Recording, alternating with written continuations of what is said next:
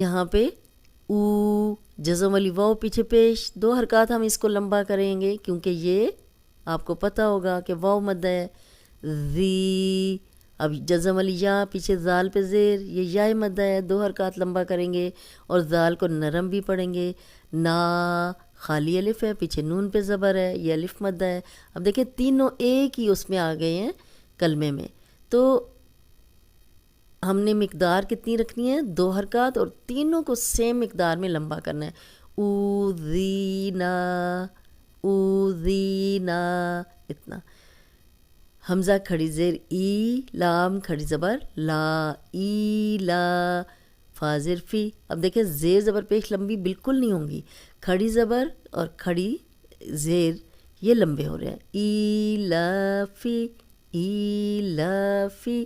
امید ہے کہ آپ کو پڑھی اور کھڑی حرکات کی سمجھ اچھی طرح آ گئی ہوگی.